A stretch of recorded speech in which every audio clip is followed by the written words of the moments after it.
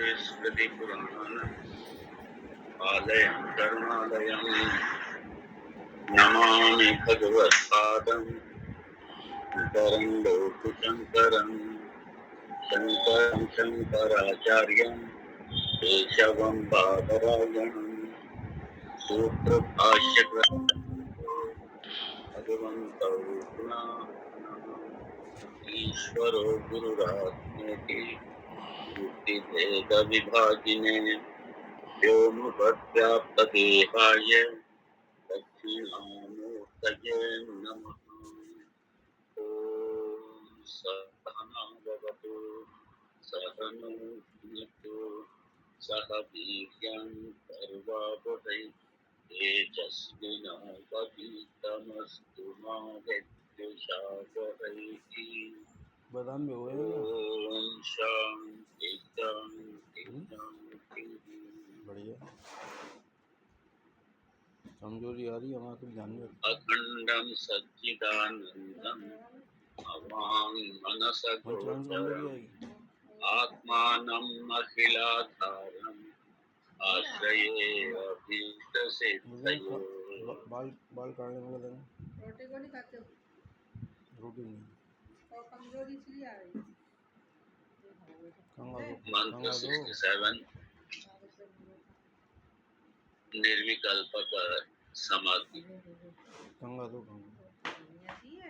निर्विकल्पकः तु यत्र ज्ञानादि विकल्पलया अपेक्षया अद्वितीय वस्तुनि तदाकाराकारितायाः चित्तवृत्तेः अतितराम् एकी अवेन अवस्थानम् तदा तु जलाकाराकारिता लवणा अनवभासेन जलम मात्रा अवभासवत् अद्वितीय वस्तु आकाराकारिक चित्तवृत्ति अनवभासेन अद्वितीय वस्तु अवभासते ततः च अस्य सुषुप्तेः च अभेद शंका न भवति उभयत्र वृत्ति अभाने समानेपि तत्सद्भाव असद्भावमात्रेण अनयोः भेदोपपत्तेः।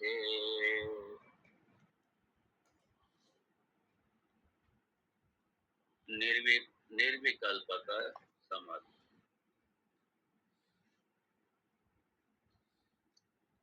जहाँ त्रिपुटी का भी लय हो, ज्ञाता ज्ञान ये ज्ञाता ध्यान के ये जो त्रिपुटी है, ये त्रिपुटी का लय हो जाता है। अर्थात ये जो विपरीत भावना है, विपरीत भावना क्या? देह अस्मि, अहम देह अस्मि, मैं देह, ये विपरीत भावना।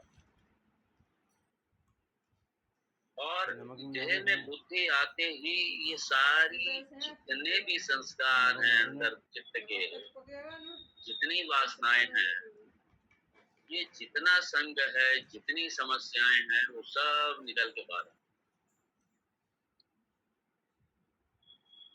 इसलिए जब तक वेदांत में जब तक अद्वैत का पूरी तरीके से हम आत्मसात नहीं करते, अर्थात जब तक विपरीत भावना की पूरी तरीके निवृत्ति नहीं होती, जब तक देह अध्यास की पूरी तरीके निवृत्ति नहीं होती, तब तक हमें निधिध्यासन का, और निधिध्यासन मतलब यहाँ निर्विकल्प समाधि का अभ्यास करना चाहिए। यह अभ्यास आवश्यक है। भगवान ने कहा है अभ्यासेन वैराग्येन, अभ्यास वैराग्य।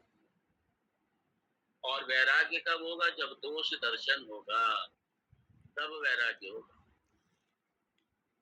जिसमें हम सुख ढूंढ रहे हैं, जिसमें हम अनुकूलता ढूंढ रहे हैं, जिसमें हम आनंद ढूंढ रहे हैं सारे जगत में, जब तक इसके प्रति दोष दर्शन से वस्तु स्थिति का सत असत विवेक की विवेचना के द्वारा जब तक इसकी स्पष्टता से दोष नहीं सामने आएंगे,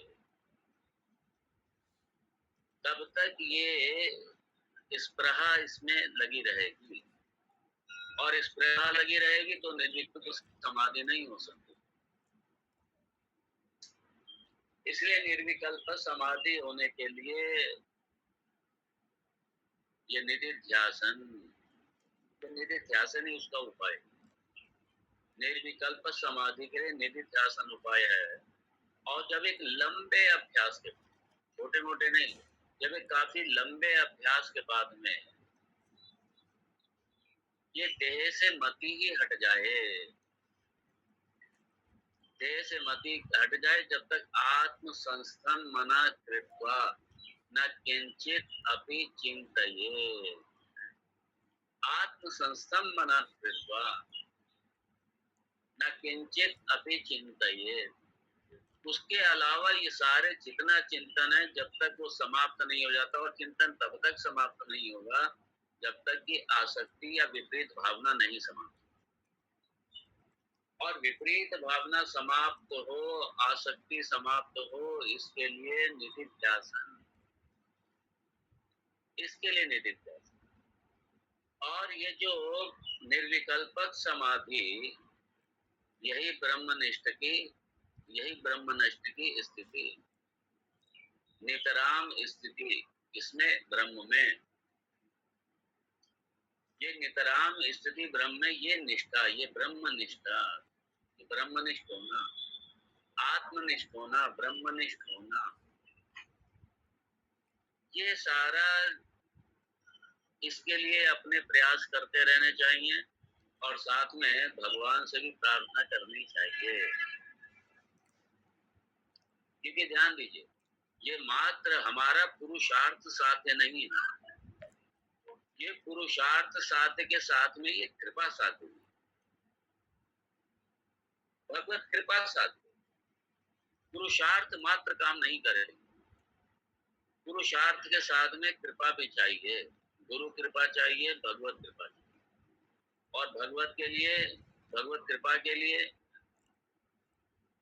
भगवान के प्रति श्रद्धा, भक्ति, उपासना, ये सारा इन सबका भी सहयोग लेना चाहिए। क्योंकि अगर मात्र मेरे ही पुरुषार्थ की ही बात होती, मान लीजिए मात्र मेरे पुरुषार्थ की बात होती, तो पुरुषार्थ तो हम हर जन्म में कर ही रहे हैं, पुरुषार्थ हम हर जन्म में कर ही रहे हैं, तो सब हो जाता, सब कुछ सिद्ध हो जाता। लेकिन चूंकि फलदाता भगवान है, जरा इस पे पकड़िए आप, यहाँ पे पकड़े, क्यों उपासना हो? चूंकि फलदाता भगवान है, फल मेरे हाथ में नहीं है, मैं फल का निर्धारण नहीं कर सकता। कर्म तो मैं कर सकता हूँ, कर्म मेरे हाथ में है, लेकिन कर्म के फल का निर्धारण नहीं कर सकता, वो तय नहीं कर सकता मैं, वो मेरे हाथ में नहीं है। क्यों नहीं है? क्योंकि ईश्वर सारे जगत का नियंता होने से वो फल प्रदाता भी है, वो फल प्रदाता। और चूंकि मोक्ष या मुक्ति ये भी तो फल है, फल है, और इसलिए ईश्वर का इसमें बहुत बड़ी ईश्वर की भूमिका है। इसलिए ईश्वर की उपासना है, इसलिए ईश्वर आश्रय, ईश्वर आश्रय, पुरुषार्थ के साथ में ईश्वर आश्रय ये चाहिए। क्यों? क्योंकि फलदाता बहुत, फलदाता ईश्वर, इसलिए ईश्वर उपासना, ईश्वर भक्ति ये भी आवश्यक है। किसके लिए? ताकि मेरी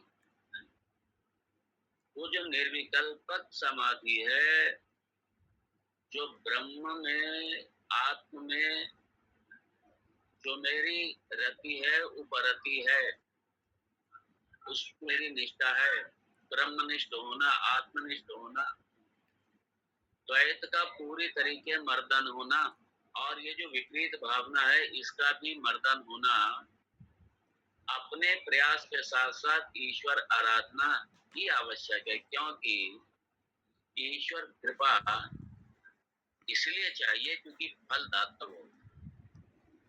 फल आपके हाथ में, हमारे हाथ में नहीं। मतलब फल का निर्धारण करना हमारे हाथ, कर्म का करना तो हमारे हाथ में है ही, लेकिन फल निर्धारण करना हमारे हाथ।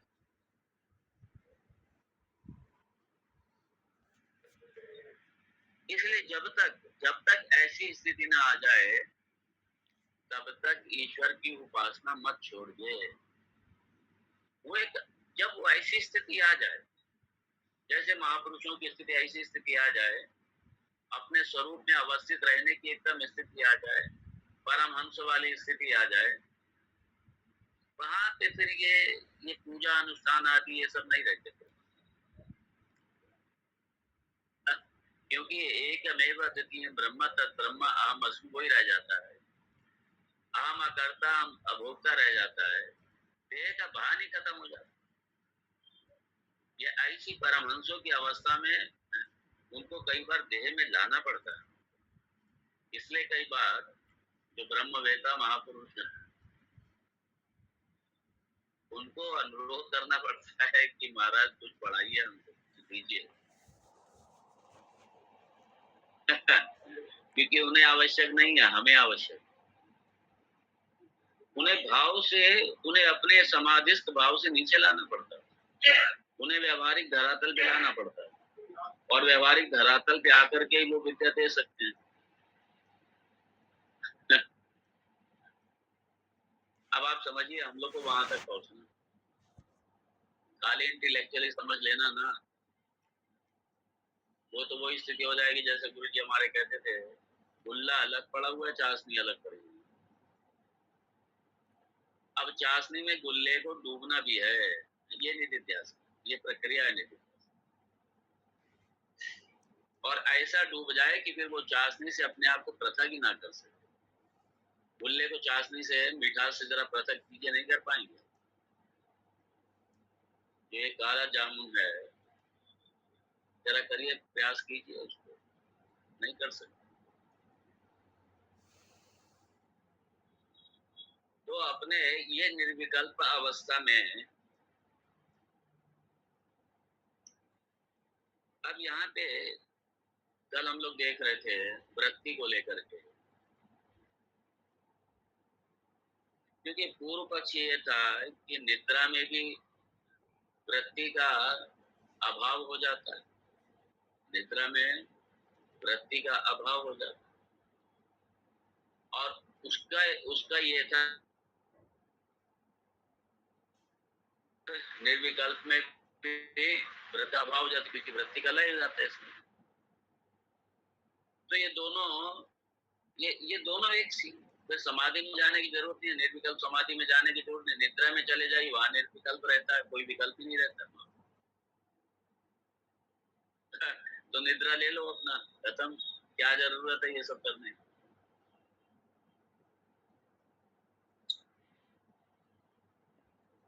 तो यहाँ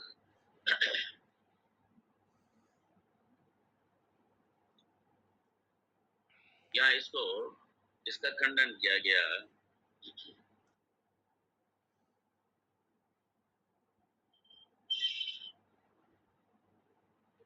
ततः च अस्य सुषुप्तेः च अभेद शंका न भवति। ये शंका नहीं करनी चाहिए कि दोनों अभेद है, मतलब दोनों में भेद नहीं है। जैसे, अरे दोनों में भेद है भाई, क्या भेद है? उभय उभयत्र वृत्ति अभाने समाने अपि तत्सत् भाव असद्भावम असद्भाव मात्रेण अनयोः भेदोपपत्तेः। भाई ये ठीक है, सुषुप्ति में और निर्विकल्प समाधि में, दोनों में ठीक है, चित्त वृत्ति का भान नहीं होता, ये ठीक है। यहाँ पे तो वृत्ति अभाने समाने अपनी, यहाँ पे तो दोनों में समानता नजर समाने अपनी, लेकिन भेद कहाँ पे है? भेद यह है कि सुषुप्ति में चित्त वृत्ति रहती नहीं है। क्यों? क्योंकि चित्त वृत्ति का जो अधिष्ठान, जो आधार बुद्धि है, बुद्धि ही नहीं रहती। और जब बुद्धि ही नहीं रहती, जब बुद्धि अपने कारण शरीर में, अज्ञान में, उसमें लय हो जाती है, उसी में जाके अवस्थित हो जाती है वो। तो जब बुद्धि नहीं है तो चित्तवृत्ति कहां से होगी? निर्विकल्प समाधि में बुद्धि वृत्ति जो क्या है, ये अखंड ब्रह्म वस्तु आकाराकारिता, जो अखंड वस्तु ब्रह्म है, उसी में ही जाके लय हो जाती है। अर्थात वो कंटिन्यू वृत्ति, वृत्ति ने क्या किया, भान कराया, और भान कराने के बाद में, क्योंकि निद्रा नहीं है ये अखंडाकार वृत्ति रहेगी। वृत्ति का लय मतलब यह वृत्ति अखंडाकार रहेगी। कौन सी? ये ब्रह्म, अहम ब्रह्मास्मि, इस रूप में ये अखंडाकार वृत्ति, ये वृत्ति अवस्थित रहेगी। तो ये, और दूसरा निर्विकल्प समाधि में ये जो ज्ञाता ज्ञान और ज्ञेय की जो त्रिपुटी है, ये भी क्या हो जाती है, समाप्त हो जाती है। क्या रह जाता है? जो ज्ञेय ब्रह्म है, जिसे मैं जानना चाहता था, जिसके लिए मैंने इतने सारे पापड़ बेले, इतनी प्रक्रिया, इतना वेदांत का श्रवण किया, उस ज्ञेय ब्रह्म, उस ज्ञेय ब्रह्म, बस उसी का भान होता है। और जो वृत्ति है, वो वृत्ति भी क्या हो जाती है, वो ज्ञेय स्वरूप ही हो जाती है। तो ज्ञेय स्वरूप हो जाती है। और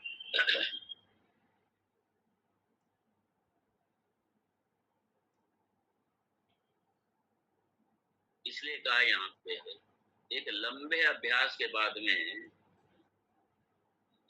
जो सविकल्प समाधि में जो भाषित होने वाला ध्याता ध्यान और देह की जो त्रिपुटी है, वो जब अभ्यास के एक बल से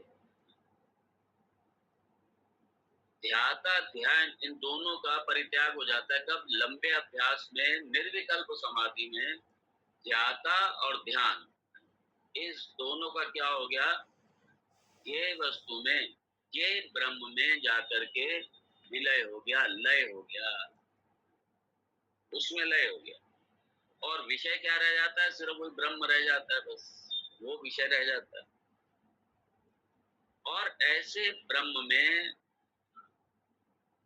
जो वृत्ति, जिसने हमें बोध कराया, अज्ञान का पर्दा हटा करके मेरे अपने स्वरूप का ब्रह्म रूप में जिसने बोध कराया, वो वृत्ति जो क्या है, वो बिल्कुल निष्कंप, निश्चल भाव से, निष्कंप निश्चल कैसे हो जाती है?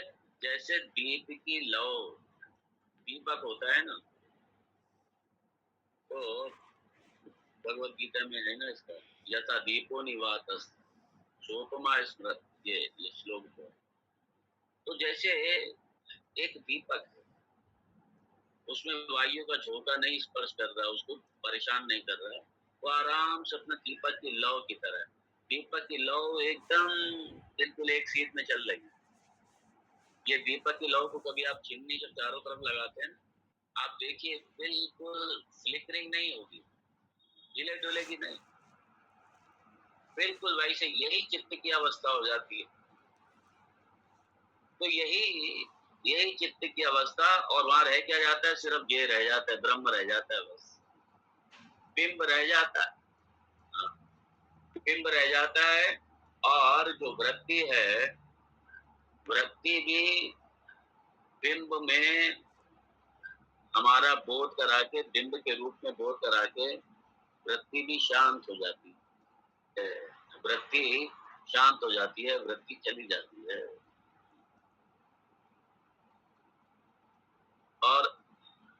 ये निर्विकल्पक समाधि, जहां पे सिर्फ ये वस्तु ही रह जाए, ज्ञाता और वो जो जिसके माध्यम से वृत्ति वृत्ति ज्ञानम, तो ज्ञाता और वृत्ति ज्ञानम दोनों का क्या हुआ, दोनों आकर के अपने स्वरूप में मिल गए।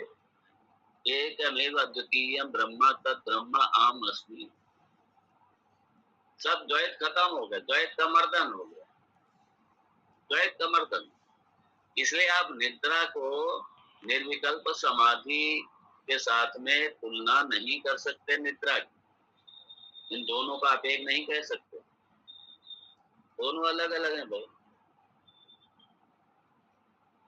इसलिए अगर आप ये कहो कि सुषुप्ति और निर्विकल्प समाधि ये दोनों एक सी हैं, तो आप ये शंका उठाओ तो ये भाई निराधार है, दोनों अलग अलग हैं। इसलिए भेदो उपपत्ते है, अनयोः भेद उपपत्ते है, अनयोः। इसलिए दोनों की स्थिति में भेद है, भेद की उत्पत्ति होती है, भेद का दर्शन होता है, दोनों एक नहीं है।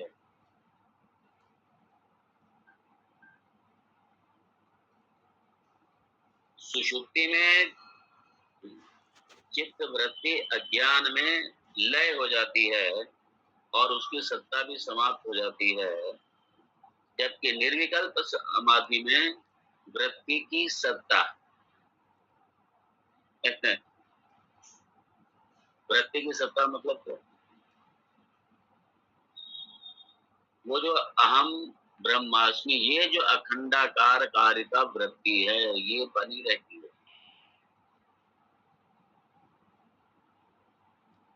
ये अपने स्वरूप है, स्वरूप का ज्ञान हुआ और स्वरूप के ज्ञान में ये स्वरूप ज्ञान रूपी जो अखंडाकारित वृत्ति है, ये अखंडाकार कारित वृत्ति ये ब्रह्म की ये बनी रहती। वो वृत्ति नहीं जिसने हमें दिखाया, वो वृत्ति तो लय हो गया उस वृत्ति का। लेकिन जैसे अपने स्वरूप में आए, अहम ब्रह्मास्मि, अहम ब्रह्मास्मि, ये सारी विपरीत भावना की वृत्ति हुई, अहम ब्रह्मास्मि।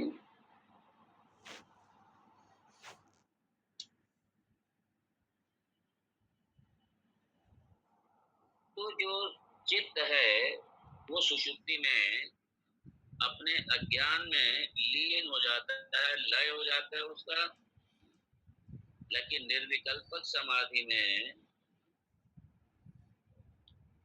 क्या होता है, उस वृत्ति का है।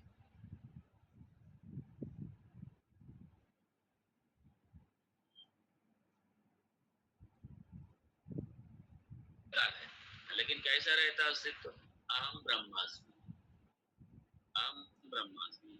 और इसलिए जब समाधि से उठते हैं, जब समाधि से उठते हैं तो समाधि से जैसे समाधि से उठे आप, मतलब ये निर्विकल्प समाधि जो आपने निधि ध्यासन के माध्यम से की, उस निधि ध्यासन के माध्यम से जो उस समय जो ज्ञान योगी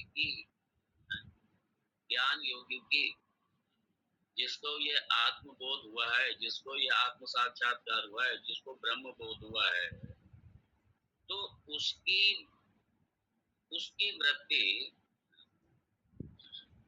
ये ये उसको पता रहता है। जब समाधि से उठ के आता है वो क्या आता है कि भाई मैं अभी समाधि काल में था, मैं समाधि काल में था।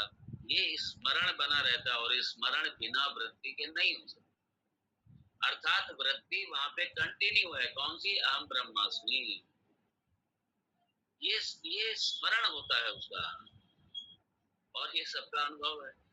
आप लोगों का भी अनुभव होगा, नहीं है तो हो जाएगा, करके देखिए।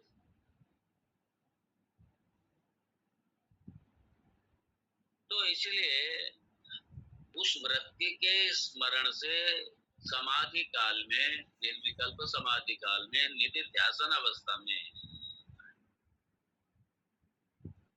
उस वृत्ति के अस्तित्व का ये अनुमान होता है भाई, ये अपना अनुभव है।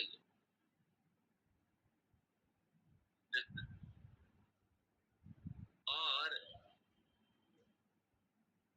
ये जो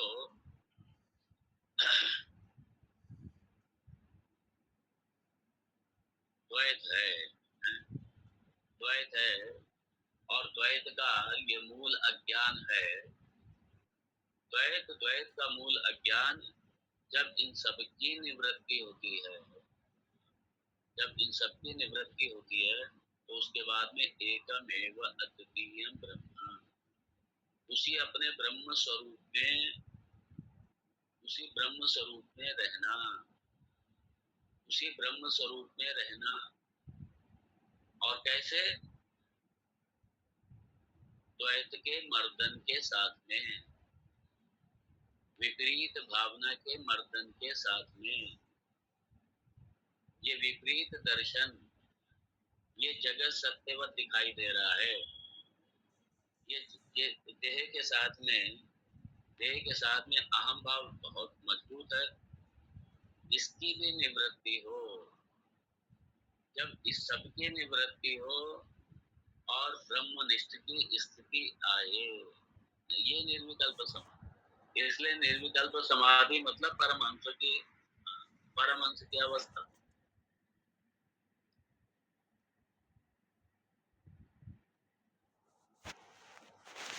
यहाँ पे निर्विकल्प समाधि को स्पष्ट करने के बाद अब शास्त्रकार के बाद आगे बढ़ रहे हैं, हम लोग भी आगे बढ़ रहे हैं। और ये लग रहा है, क्योंकि मैंने पहले भी कहा था, जो अष्टांग योग है कि एक सहायक साधन के रूप में वेदांत ने कहीं भी उसकी आलोचना नहीं की। लेकिन जब सिद्धांत पक्ष आता, वो सिद्धांत में वो कैवल्य या मुक्ति समाधि से मानते, वहां पे वो वेदांत अलग हो जाता है। क्योंकि वेदांत कहता है उससे अज्ञान की निवृत्ति नहीं होती और ज्ञान की प्राप्ति भी नहीं होती, दोनों बात। ना तो अज्ञान की निवृत्ति होती, ना ज्ञान की प्राप्ति होती। और उसके लिए वहां तक जो समाधि है, क्योंकि वो प्रमाण नहीं है, अज्ञान की निवृत्ति वहां है ही नहीं, तो इसलिए वहां तक जाने के लिए शास्त्र का, वेदांत के सहारे भी लेने की जरूरत है। आप ध्यान में बैठिए, धीरे धीरे आप बिल्कुल विचार शून्य अवस्था में पहुंच जाएंगे। और पहुंचने के बाद में वहां पे बस आपको अपने है पने का बोध होगा, मन भी आपका लय हो गया, सब आपके लय हो गया, है पने का बोध हो गया। तो वो थोड़ी कोई आत्म साक्षात, वो नहीं है। इसलिए वहां तक जाने के लिए वेदांत की आवश्यकता ही नहीं। वेदांत तो अज्ञान की निवृत्ति के लिए है, ऐक्य के प्रतिपादन के लिए, जीवेश्वर ऐक्य के प्रतिपादन के लिए है, द्वैत के मर्दन के लिए, अद्वैत की सिद्धि के लिए वेदांत। और पातंजलि योग से अद्वैत की सिद्धि नहीं होती, द्वैत का मर्दन नहीं होता। तो ठीक है, ध्यान में ज्ञाता ध्यान थे, वो तीनों कुछ समय के लिए फ्यूज हो गए, तो कुछ देर के लिए वो चला गया, बस इतना ही है। ना तो अज्ञान की निवृत्ति होती, ना ज्ञान की प्राप्ति होती, दोनों नहीं। इसलिए ये जो अष्टांग योग की जो समाधि है, वो प्रमाण नहीं है मुक्ति के लिए, वो प्रमाण नहीं है। मुक्ति के लिए वेदांत प्रमाण है। और अंतिम लक्ष्य, चूंकि सनातन धर्म के अनुसार मानव का अंतिम लक्ष्य ही मुक्ति है।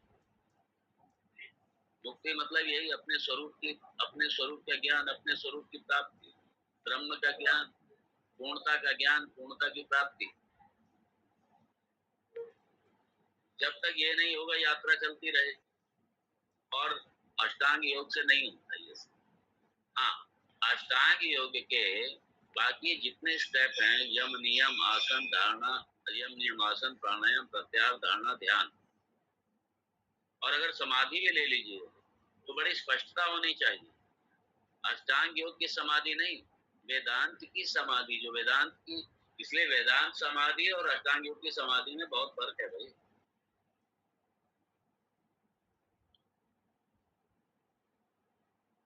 वेदांत की समाधि निधि ध्यासन की प्रक्रिया के साथ में, निधि ध्यासन के बाद में होने वाली, जहाँ पे द्वैत का मर्दन हो जाए, विपरीत भावना समाप्त हो जाएगा, वो और अष्टांग योग की समाधि, दोनों में बड़ा फर्क है। लेकिन शास्त्रकार ने, इवन भगवान शंकराचार्य जी ने बड़ा आदर दिया है, और अष्टांग योग के ध्यान आदि प्रक्रिया को भगवान ने भी बड़ा आदर दिया। यम नियम तो जीवन के मूल्य है। यम नियम की चर्चा तो वेदांत में सभी जगह चर्चा। यम नियम मतलब जीवन के मूल्य, मानवीय जीवन के मूल्य, ये यम है। बिना इसके है ही नहीं। शुरुआत ही यहीं से होती है, यम नियम से शुरुआत होती है। इसलिए अगर ईश्वर को पाना है तो अपने सबसे पहले अपना आचरण, अपनी कथनी, अपनी करनी, यहाँ से शुरू हो। अपना चरित्र है, अपना आचरण है, अपना व्यवहार है, जीवन के मूल्यों के साथ में जीवन जीना, ये सब। क्योंकि ये थोड़ी कि भगवान भी कहते हैं ना मानस में, छल कपट, ये मोहे मोहे कपट छल छिद्र न भागो, तो भगवान भी कहते, भगवान को पसंद नहीं है। एक तरफ हमें अपने जीवन के चरित्र की और व्यक्तित्व की कोई चिंता ही ना हो, हम कुछ भी करें, हम धर्म का ही पालन ना करें, हम जीवन के मूल्यों का ही पालन ना करें, और हम भगवान की प्राप्ति की बात करें, तो ये कैसे हो सकता है? संभव है ये संभव नहीं है। इसलिए जीवन के मूल्य पहले। इसलिए भगवत गीता में देखिए ना, 13वें अध्याय में देख लो, 12वें अध्याय में देख लो, 14वें अध्याय में देख लो, जगह जगह भगवान ने संयम की, नियम की, जगह जगह भगवान ने कहा, वहां जीवन के मूल्य हैं। अद्वेष्टा सर्वभूतानां मैत्रः करुण एव च, ये सब क्या है? जीवन के मूल्य हैं। और ये यम नियम, इसलिए महर्षि पतंजलि भी पहले यही सब व्यवहार पक्ष से शुरुआत करते हैं। पहले जीवन जीने का ढंग, और मेरे में जीवन के मूल्य, इनको मैं कितना पालन कर रहा हूँ, अर्थात धर्म मेरे जीवन में कितना है।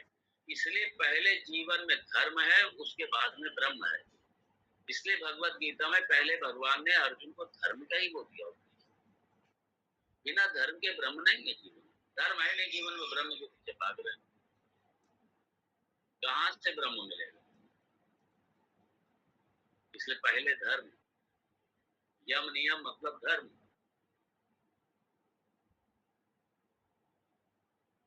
आइए देखें 68 68वां मंत्र।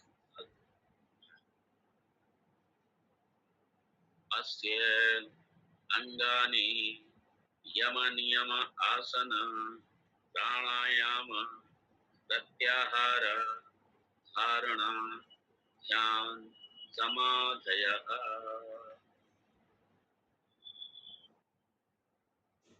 अस्य अंगानि,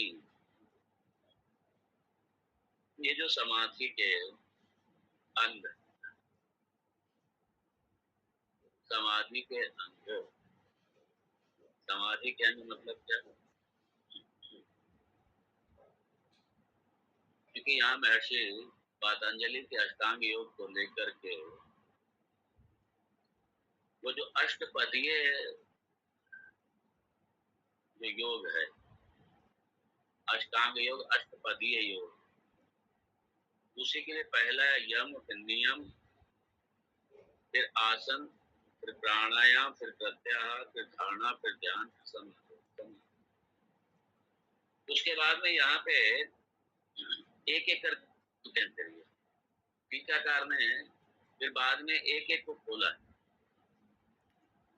तत्र अहिंसा, सत्य, अस्तेय, ब्रह्मचर्य, परिग्रह, यमाः, ब्रह्मचर्य, अपरिग्रह, अपरिग्रह ये यम, शौच, संतोष, तपः, स्वाध्याय, ईश्वर प्रणिधानानि नियमाः।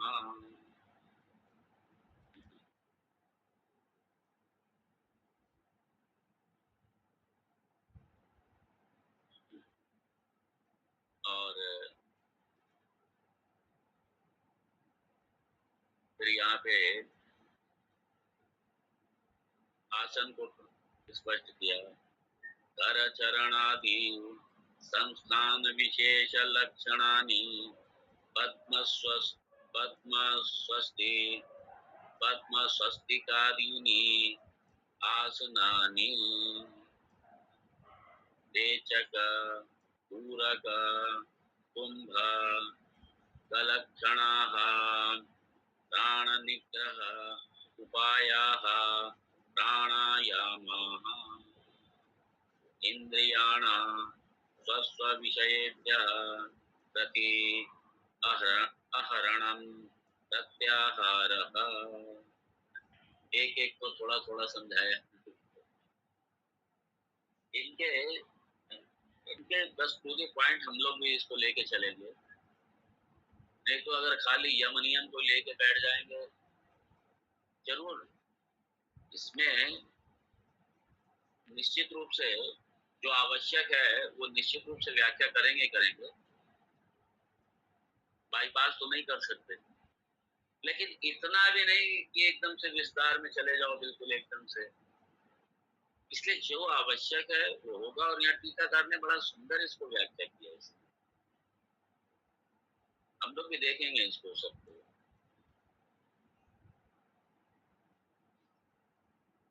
अद्वितीय वस्तुनि अंतरिंद्रिय धारणं धारणा, तत्र अद्वितीय वस्तुनि विच्छिद्य अंतर इंद्रिय वृत्ति प्रवाहो ध्यानम। ये यहाँ पे जो शास्त्रकार हैं उन्होंने इसको परिभाषित, एक एक चीज को यहाँ परिभाषित किया है, और उसके बाद में टीकाकार इसको और खोलेंगे। समाधि ही तो उक्तः सविकल्पक एव।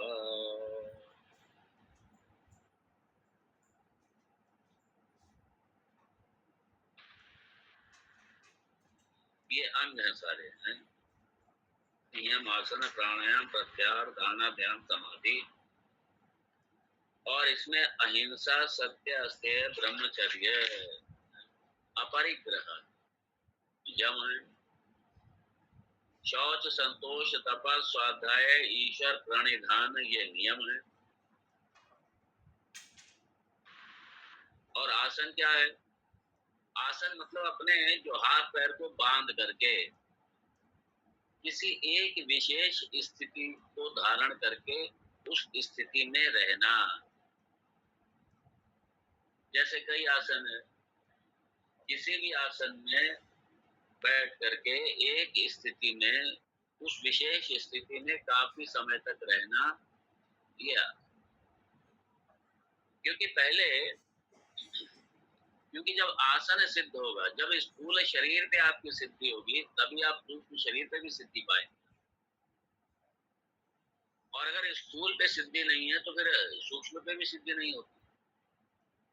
इसलिए क्योंकि स्थूल से सूक्ष्म की तरफ जाना है हमको, सूक्ष्म भी नहीं, सूक्ष्मतम स्थिति में जाना है, जो सबसे सूक्ष्म, अति सूक्ष्म जो तत्व है वहां तक हमें जाना है।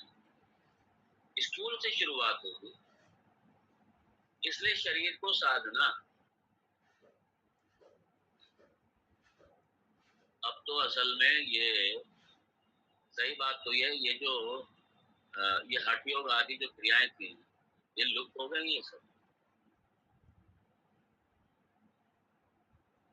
ये पहले, अब क्या हो गया, ये आसन को सिर्फ फिजियोथेरेपी बना के रख दिया बस। ये तो एक बेसिकली व्यायाम ही हो रहा है आसन के नाम पे, जो भी हो। अच्छा है, करो, लेकिन ये कोई जिस उद्देश्य को लेकर के एक आसन में रहा करते थे, वो उद्देश्य ना तो को लोग जानते हैं ना करते हैं। जानते थे तो करेंगे क्या, और कराने वालों को भी नहीं पता, ये भी बात।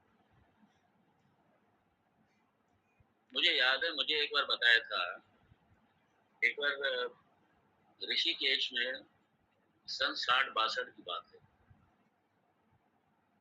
तो गुरु जी बता रहे थे, जब मैं ऋषिकेश में आया तो यहाँ पे एक हठयोगी थे, ऋषिकेश में एक और वो जो हठयोगी थे, और वो हठयोगी कहते भी थे कि शायद हठयोग के रूप में आप शायद मुझे अंतिम अंतिम उसको देख रहे हैं, हठयोगी के रूप में, कहते थे गुरु जी। तो गुरु जी ने कहा, आप इसके अपने, ये तो आपके बाद तो विद्या तो लोप हो जाएगा, तो किसी को तैयार कीजिए, विद्या तो दीजिए किसी को। उन्होंने कहा, कोई मुझे मिला ही नहीं है, आप सीख लीजिए, आपको सिखा देते हैं। गुरु जी ने कहा, चूंकि मैं वेदांती हूँ, मैं अपना ये शंकर भाष्य के साथ में, हमारा तो पूरा ये वेदांत का ही रहता है पूरा, और अब मैं अगर इस क्रम में शिफ्ट करूं तो मेरा वेदांत छूटेगा, पक्की बात है। तो या तो मैं इसे कर लूं या उसे कर लूं, और अगर इसको करता हूं तो मुझे वेदांत के किनारे रखना ही पड़ेगा। और दूसरी बात, इसको करने से कोई जो मुझे चाहिए वो तो मुझे मिलेगा नहीं। ये बेसिकली क्या है, ये हठयोग, ये एक उपासना थी। अब ये उपासना कोई नहीं जानता, चली गई, लुप्त हो गई। उसमें किसी खास विशेष आसन को धारण करके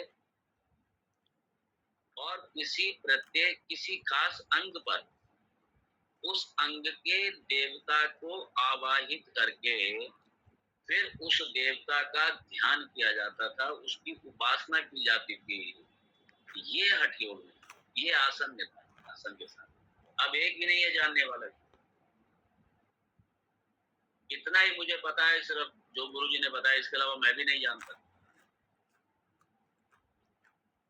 तो ये एक विशेष आसन को धारण करके और उसमें काफी लंबे समय तक, और उस आसन का में इतना व्यस्त हो जाते थे वो बहुत अभ्यस्त थे, घंटों बैठे हैं, और अपने अपने देह के उस आसन से संबंधित किसी अंग पर उस अंग के देवता को आवाहित करके और उसके बाद में आवाहित करके उसकी उपासना, उस देवता की उपासना, ये करते थे लंबे समय तक। ये हठयोग में था, ये हठयोग में है। अब हठयोग को क्या समझ लिया, अब दो इसके, एक सहज योग, एक हठ योग, ये दो प्रक्रिया चल पड़ी। ये सहज योग, ये सहज व्यायाम है, एक हठ व्यायाम। जिसे ये सहज योग कहते हैं या जिसे हठ योग कहते हैं, मूलतः ये सहज व्यायाम है, और दूसरा कठिन व्यायाम। एक टिपिकल, एक टफ आसनों को धारण करना और एक इजी आसनों को धारण करना, और इसको इन्होंने सहज योग कह दिया और एक को कह दिया हठ योग कह दिया। अरे दोनों ना सहज योग है ना हठ योग है, ये सहज व्यायाम है एक, और दूसरा हठ व्यायाम है। ये व्यायाम कर रहे हैं सारे जितने भी, ये सारा व्यायाम हो रहा है, ये सब, ये कोई योग साधना नहीं है। ना कोई यम की चर्चा, ना नियम की चर्चा। उन्हें, अच्छा, जो करने वाले हैं उन्हें भी कोई लेना देना नहीं है ना यम नियम से, उन्हें ईश्वर प्राप्ति से लेना देना नहीं है। वो तो अपनी काया को फिट करने के लिए, अपनी काया को स्वस्थ रखने का मात्र एक ही लक्ष्य है। तो भोगवादी लोग हैं ये सारे सब, ये शरीर थोड़ा फिट रहे, सुंदर दिखे, अच्छा दिखे, ताकि भोग करें, विषयों का भोग करें बस। क्योंकि अगर शरीर स्वस्थ होगा तो भोग अच्छे से होगा, विषयों का भोग अच्छे से होगा। ये इसके लिए कर रहे हैं जित्यासन। ये एक भी इसमें योग नहीं है, ना योगी है ना योग है। ये सब ये क्लीन व्यायाम है, फिजिकल एक्सरसाइज है, और ये करिए। फिजिकल फिटनेस के लिए जरूरी है, करो ये सब। किसी भी रूप में कोई भी एक्सरसाइज करो, लेकिन करो। इसलिए, लेकिन ये योग नहीं है, ये ना ये हठ योग है, ना ये सहज योग है, दोनों नहीं है। वो सारा लुप्त हो गए, चले गए वो सब। वो विद्याओं को जानने वाले ही चले गए।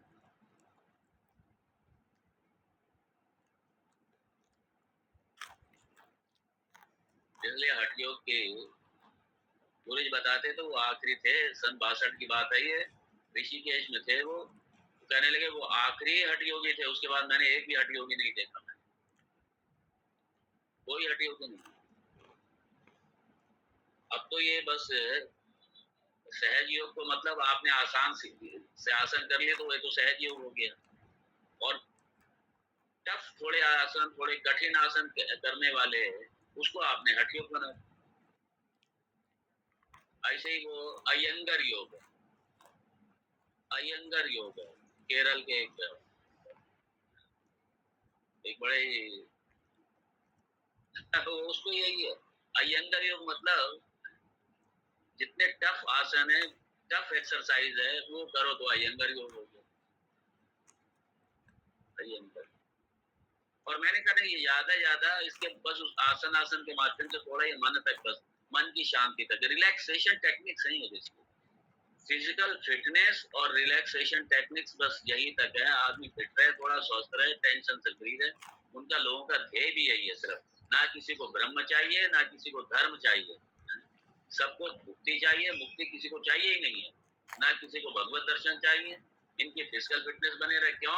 और रिलैक्स रहे, क्यों? तनाव से फ्री रहे, शरीर थोड़ा स्वस्थ रहे, ताकि ताकि संसार का भोग अच्छे से करें। इनका उद्देश्य यही है। इनके ये सारे भोग हैं, ये तो भोग भोग की तरफ ले जाने वाली क्रियाएं ये सब। इनका उद्देश्य, इनका लक्ष्य, इनका भोग है। इनका लक्ष्य भोग है इनका। कोई शरीर स्वस्थ करके ब्रह्म को प्राप्ति करना, ये थोड़ी इनका लक्ष्य है। इनका लक्ष्य नहीं है, दूर दूर तक नहीं है। इसलिए जो योग के नाम पे सुबह शाम चल रहा है, बस ठीक है, आओ अपने फिजिकल फिटनेस करो, और उसके बाद अपने बढ़िया से रसगुल्ले खाओ, खाओ पियो, एंजॉय करो, बस ये है। ना इन्हें ब्रह्म चाहिए, ना कोई ईश्वर चाहिए।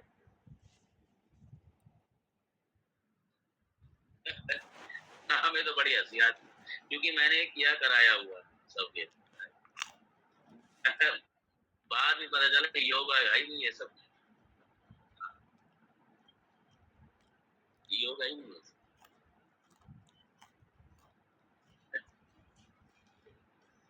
डायबिटीज ठीक कर रहे हैं अपनी इससे। योग को डायबिटीज ठीक करने के लिए, अस्थमा ठीक करने के लिए क्या, बैक पेन ठीक करने के लिए क्या, नी पेन ठीक करने के लिए क्या, ये शरीर के रोग मिटाने के लिए योग है क्या? योग तो कैवल्य के लिए है, मुक्ति के लिए है, जीवेश्वर ऐक्य है, ये योग है। मुक्ति के लिए योग है, ना कि मुक्ति के लिए योग है। तो चला हुआ योग भगाए रोग है? योग, हाँ।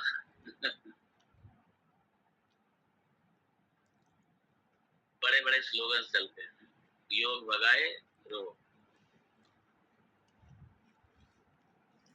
अरे ये सब फिजियोथेरेपी है। ये योग नंबर नाम दो, इसका नाम रखो फिजियोथेरेपी है। फिजियोथेरेपी, ये योग नहीं है, ये फिजियोथेरेपी है। ईमानदारी बरतो उसे, तो ये फिजियोथेरेपी का रखो ना नाम। आप योग क्यों कहते, योग चिकित्सा क्यों कह रहे हैं आप? सीधा फिजियोथेरेपी नाम रखो इसको। जो है फिजियोथेरेपी वो रखो नाम।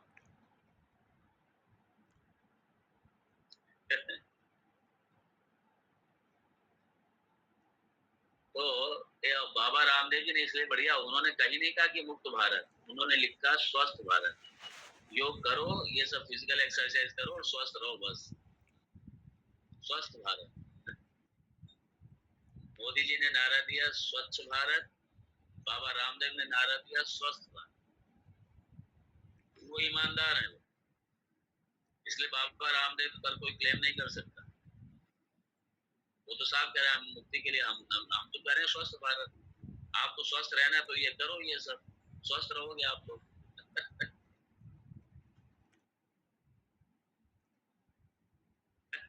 कोई इससे ईश्वर दर्शन थोड़ी होगा। एनीवे, तो यम नियम, यम,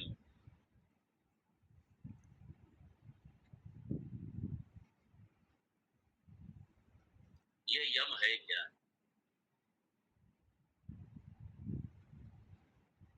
शरीर साधन अपेक्षम नित्यम यत् कर्म तत् यमः। ये शरीर रूपी साधन से जो अपेक्षित कर्म है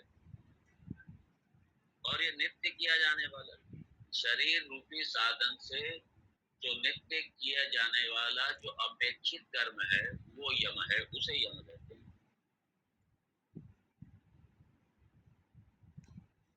शरीर मात्रेण साध्यम यावत जीवन कर्म सत्य अस्त्य आदि यम। मतलब ये जो यम है, जो पांच, इसमें पांच क्या?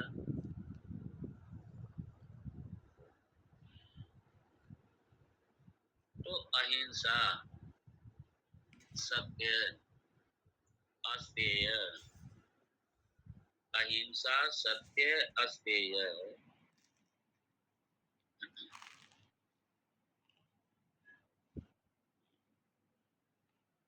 अहिंसा, सत्य, अस्तेय,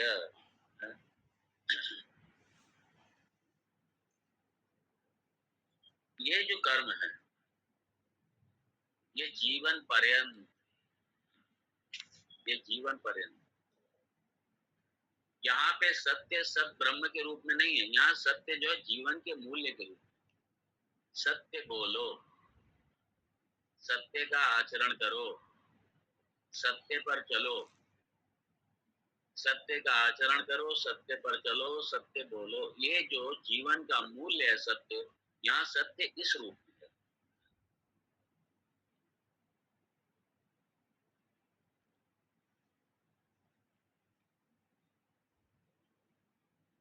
तो अहिंसा, सत्य, अस्तेय, ब्रह्मचर्य, अपरिग्रह, ये पांच यम, मतलब ये नित्य करने वाले हैं, अर्थात इस ये निषेधात्मक है, इसमें पांच चीजों का निषेध किया।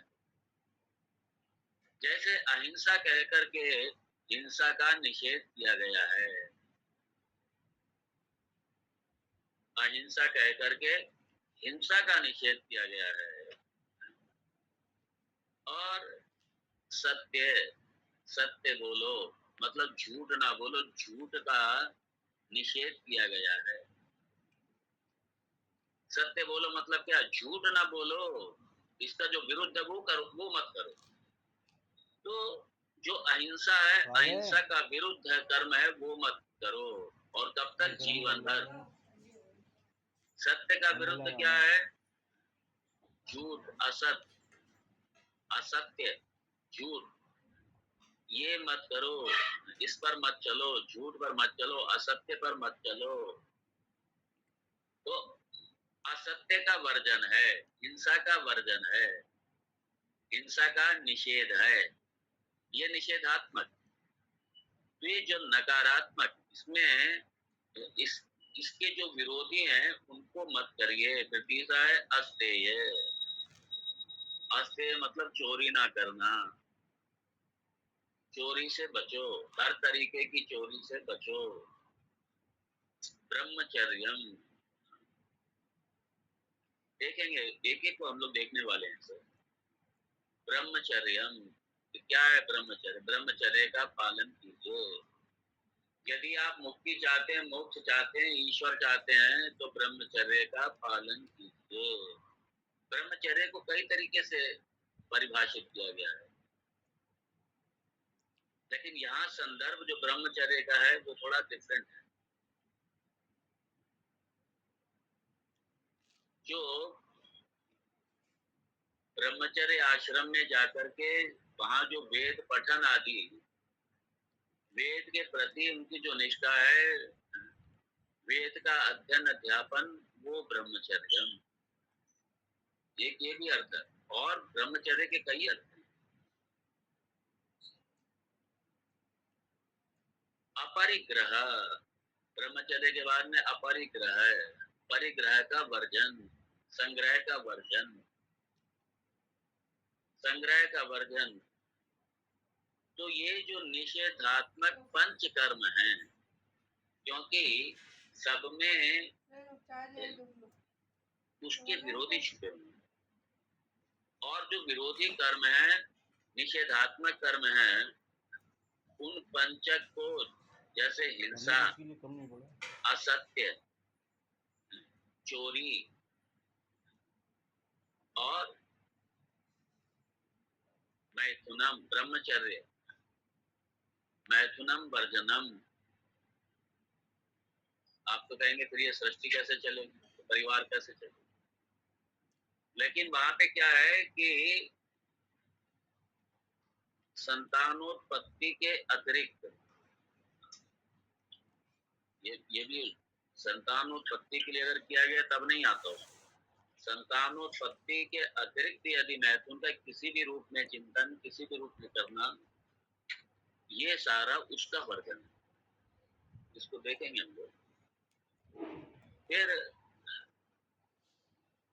अब चूंकि आध्यात्मिक साधना, वेदांत की साधना, श्रवण मनन निधिध्यासन की साधना है, और मालूम पड़ा एक तरफ हम ब्रह्म को जानने का प्रयास कर रहे हैं, श्रवण मनन रूपी अपनी साधना कर रहे हैं, और दूसरी तरफ मन हमारा संग्रह में फंसा पड़ा है, संग्रह भी कर रहे हैं, जगत का संग्रह भी कर रहे हैं। तो जगत ब्रह्म ये दोनों एक साथ नहीं चल सकते। इसलिए जहाँ पे जितना आवश्यक है, जो अपना आवश्यक है, बस जो आवश्यक है, जो बेसिक चीज है, वो आपके संग्रह में नहीं आती। बस उतने से ही जिससे आपका काम चल जाए, बस उतने पे ही अपना ध्यान रखना, उसी पे ही अपने केंद्रित करना मन को, बस उसके अलावा नहीं। इसलिए अपरिग्रह मतलब परिग्रह, संग्रह का त्याग, संग्रह का त्याग। तो ये पंच जो निषेधात्मक यम हैं, ये सारे, तो जो इनको निषेधात्मक करने से अपने आप को लगाता है, अर्थात अपने इस निषेधात्मक कर्म करने से अपने आप को रोकता है। तो जब हम अपने आप को, और इसलिए ये जो नियंत्रणात्मक कर्म है, निषेधात्मक कर्म है, ये सब क्या है? यम है, और ये नित्य है। इसे हमेशा, इसका हमेशा ध्यान रखना पड़ेगा अपने साथ में। इसमें ये नहीं कि ठीक है कभी झूठ भी बोल लिया, खा लो, तुम खा लो। कभी हिंसा भी कर ली, इसलिए इसमें नित्य में आई है। इसको नित्य करना है, अर्थात इसमें कोई कंप्रोमाइज नहीं चलेगा। ये नहीं कि ठीक है यार, हमने जिंदगी भर हमने हिंसा नहीं की है, हमने अहिंसा का पालन किया, एक आध बार तो चली जाती है हिंसा, क्या फर्क पड़ता? नहीं, हमने कभी चोरी नहीं की, अरे एक आध बार चोरी कर लेंगे तो क्या फर्क पड़ता है? नहीं भाई, ये नित्य करने वाला, इसमें कॉम्प्रोमाइज नहीं है, इसमें कुछ भी नहीं चलेगा, शॉर्टकट नहीं चलेगा, खाली मैं ये करना ही करना है। इसलिए ये निषेधात्मक कर्म यहाँ पे निषिद्ध है। ये पांच जो यम हैं, इनके जो विरुद्ध, इन मूल्यों के जो विरुद्ध कर्म हैं, वो पूरे निषिद्ध हैं, पूरी तरीके से वर्जित हैं, और उस पे नियंत्रण करना, ये यम है, ये यम। अर्थात जो जीवन के मूल्यों के विपरीत मूल्य हैं करने वाला है। उनको पूरी तरीके से नियंत्रण में रखना। ये 5, सिर्फ ये मत समझिए 5 नियम है, बाकी जितने भी निषेधात्मक जीवन के मूल्य हैं, मूल्य तो निषेधात्मक हो, तो ये जितने, दूसरे शब्दों में जो असुर संपत्ति है, वो सारी असुर संपत्ति का पूरी तरीके से त्याग करना। यहाँ पे दैव असुर संपत्ति विभाग योगो नामा, शायद ये 16 अध्याय है। हाँ, ये उसमें देखिए जरा, दैव असुर संपत्ति दोनों देख। तो असुर संपत्ति से हाथ जोड़ लेना, तिलांजलि इनको दे देना, ये यम है।